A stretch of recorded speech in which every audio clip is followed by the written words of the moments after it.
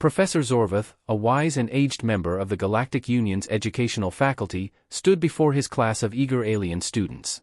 Today's lesson was one of the most fascinating and terrifying topics in the galaxy, Earth, the infamous DEATHWORLD. "Welcome, young scholars," Professor Zorvath began, adjusting his tentacles. "Today, we'll explore the peculiar planet known as Earth, home to one of the most resilient and confounding species in the galaxy, humanity." The students leaned forward, their large, black eyes sparkling with curiosity. "Why is Earth called a death world?" asked Zexu, a slender, insectoid student from the planet Zorbia. "Excellent question, Zexu," Professor Zorvath replied. "Earth is called a death world due to its astonishing array of lethal environments and life forms.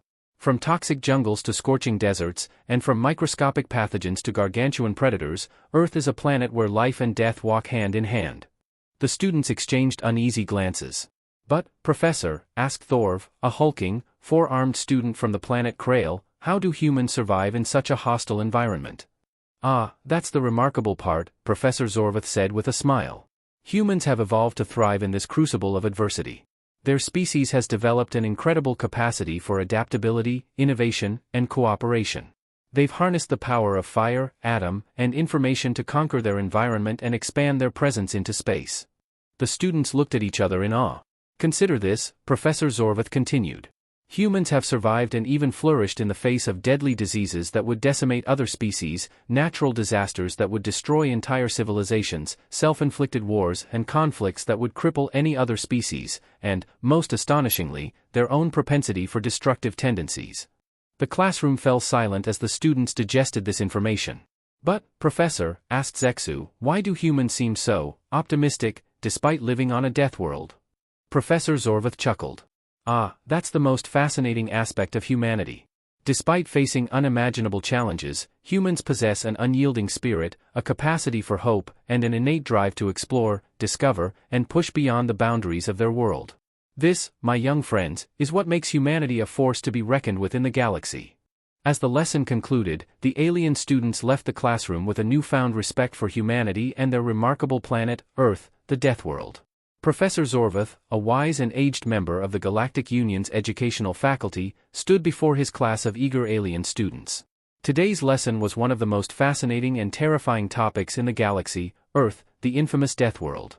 The professor's multiple eyes scanned the room, observing his students' diverse forms, some with scales, others with tentacles, a few with bioluminescent skin. Every student had heard rumors of Earth, a world so dangerous that most species in the galaxy avoided it entirely. Yet, it was also home to one of the most resilient and perplexing species in the galaxy, humanity. "Welcome, young scholars," Professor Zorvath began, adjusting his tentacles with a practiced grace that hinted at his many years of teaching. "Today, we will delve into the peculiar and perilous planet known as Earth, a world that defies galactic norms and challenges our understanding of life itself. Earth is not like the other habitable planets you've studied. It's what we refer to as a death world." The students leaned forward, their large, black eyes sparkling with curiosity, some shifting nervously in their seats as if the mere mention of Earth made them uneasy. It wasn't often that their lessons involved such a volatile and dangerous topic. "Why is Earth called a death world?" asked Zexu, a slender, insectoid student from the planet Zorbia, her mandibles clicking softly as she spoke. "Excellent question, Zexu," Professor Zorvath replied, his deep, resonant voice echoing through the room. "Earth is called a death world due to its astonishing array of lethal environments and life forms. You see, most habitable planets in the galaxy maintain stable climates, predictable ecosystems, and lack the aggressive predators or natural disasters that Earth routinely endures. On Earth, however, survival is a constant struggle.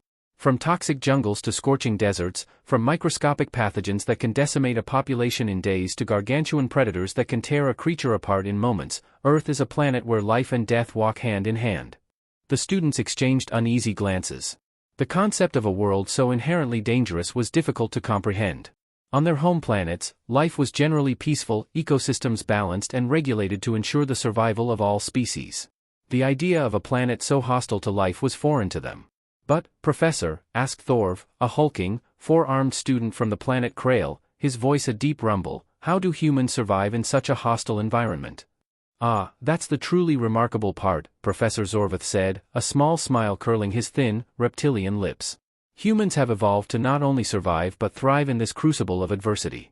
They possess an incredible capacity for adaptability, innovation, and cooperation. From the moment they emerged as a species, humans have been forced to contend with a world that is constantly trying to kill them. And yet, they have prevailed. They've harnessed the power of fire to protect themselves from the cold, they've manipulated metal to craft weapons and tools, they've learned to navigate the unpredictable seas, and they've even mastered the atom, unlocking the very building blocks of their universe. The students looked at each other in awe. Their species had all benefited from long periods of stability and peace. The idea that humans had been forged in the fires of a planet that seemed intent on destroying them was both fascinating and terrifying. Consider this, Professor Zorvath continued, his tone more serious now. Humans have survived and even flourished in the face of deadly diseases that would decimate other species within a matter of days. Natural disasters, earthquakes, tsunamis, volcanic eruptions, that would destroy entire civilizations elsewhere. Self-inflicted wars and conflicts, the likes of which would cripple any other species. And perhaps most astonishingly, their own propensity for destructive tendencies, warfare, environmental destruction, and conflict. Yet, they endure. A hush fell over the classroom as the students digested this information. They had studied conflict before, but the idea of a species so willing to fight among themselves, to wage war on their own planet, was unimaginable. And yet, humanity persisted. But, Professor, Zexu spoke again, her voice a soft hum, if humans face such constant threats, why do they seem so optimistic? They explore the stars, they seek out new worlds, they create art and music. Why aren't they consumed by fear or despair? Professor Zorvath chuckled softly. Ah, that, my dear Zexu, is perhaps the most fascinating aspect of humanity. Despite living on a death world, despite facing unimaginable challenges and constant danger, humans possess an unyielding spirit. They have an innate capacity for hope, for creativity, for innovation. Where other species might see only danger and suffering, humans see opportunity. They are driven by an insatiable curiosity, a desire to explore, to discover, to push beyond the boundaries of their world. Even when faced with overwhelming odds, humans will strive to find a way forward. This, my young friends, is what makes humanity a force to be reckoned with in the galaxy. As the lesson concluded, the alien students left the classroom in silence, their minds whirling with newfound respect for the humans and their remarkable home, Earth, the Death World. They had come to the lesson expecting to learn about a dangerous planet, but what they had discovered was much more than that. They had learned about a species that had risen above the challenges of its environment, a species that refused to be defined by the dangers of its world but instead had chosen to explore, to create, and to thrive. Earth, they now understood, was not just a death world, it was a testament to the power of resilience, adaptability, and the indomitable spirit of humanity. You said? Professor Zorvath stood for a moment in front of his students, gauging their reactions. Their alien faces showed a mixture of awe, confusion, and, most notably, fear. Earth, the Death World, had always been a place of myth and mystery in the Galactic Union, but none of the students had truly understood what it meant until now. Now, Professor Zorvath continued, his voice taking on a more somber tone, let us look deeper into what it means to live on a planet like Earth. You must understand that humanity's story is one of constant struggle, but also of incredible triumph. While most of us evolved on worlds that are relatively stable and peaceful, Earthlings were born into an environment that is anything but. Their evolutionary path was shaped by a need to survive against the odds, and this has given rise to traits that set them apart from most other intelligent species in the galaxy. He gestured toward the large holographic display behind him, which shimmered to life with images of Earth's environments. Deserts, rainforests, frozen tundras, turbulent oceans, and towering mountains filled the screen. The diversity of the planet's ecosystems was overwhelming. Take, for example, Earth's biodiversity, Professor Zorvath said, pointing to the vivid display. On most planets, life forms follow simple, stable paths of evolution. But Earth is home to millions of species, many of which can be lethal. Humans live alongside creatures with venom potent enough to kill in minutes, plants that can paralyze or poison with a single touch, and microscopic organisms that have wiped out entire populations throughout their history. And yet, humanity endures. Their bodies have evolved to resist many of these threats, and their minds have developed the ability to create medicines and technologies to protect themselves from those they cannot resist naturally. The image shifted to a city skyline, vast, towering skyscrapers and bustling streets filled with humans going about their daily lives.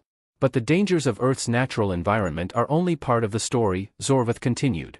What truly makes humanity exceptional is their ability to not only survive in such a hostile world, but to dominate it. They have built great civilizations, vast cities, and technological marvels. They've learned to manipulate their environment in ways that most species cannot comprehend. From building structures that withstand the most violent of storms to developing systems that allow them to live in harmony with nature, humans have achieved a balance between destruction and creation that is unique in the galaxy. Thorv, the four-armed student, raised one of his limbs. But, Professor, you said earlier that humans also engage in self-inflicted wars and conflicts. How can a species that is so advanced also be so destructive? Professor Zorvath paused for a moment, as if contemplating the weight of the question. Ah, yes, Thorv. Humanity's relationship with conflict is complex. You see, humans are driven by powerful emotions, fear, ambition, love, hatred. These emotions fuel their greatest achievements, but also their darkest moments. Throughout their history, humans have fought among themselves, over resources, beliefs, and power. They have waged wars that have devastated entire regions of their planet, and they have the capacity for violence on a scale that few species can imagine. He paused, letting the gravity of his words sink in before continuing. But here is where humans differ from other violent species. Despite their conflicts, despite their wars, they have always sought ways to grow, to learn, to rebuild. After each conflict, they strive for peace. They negotiate, they forgive, and they find ways to prevent future destruction. And out of their darkest moments come some of their greatest innovations. Many of the technological advancements they have made, medicine, transportation, even space travel, were developed during or after times of great conflict. It is as if humans need adversity to reach their full potential. The students whispered among themselves, clearly grappling with the paradox that humanity presented, simultaneously creators and destroyers, capable of both unimaginable violence and extraordinary compassion. Zexu, the insectoid student, raised her hand again. Professor, you mentioned earlier that humans possess an unyielding spirit. What does that mean exactly? How can a species maintain hope when their world is so dangerous and unpredictable? Professor Zorvath smiled softly, his eyes glimmering with admiration for the species he had studied for so long. That, my dear Zexu, is the heart of what makes humanity truly extraordinary. You see, no matter how dire the circumstances, no matter how insurmountable the challenges, humans always find a way to hope. It is as if hope is woven into their very DNA. They believe that no matter what the universe throws at them, they can overcome it. Whether it's surviving an apocalyptic event or exploring the far reaches of space, they possess an insatiable desire to move forward, to improve, and to discover. This is why they continue to venture into the stars, even when they know there are dangers far greater than what they face on Earth.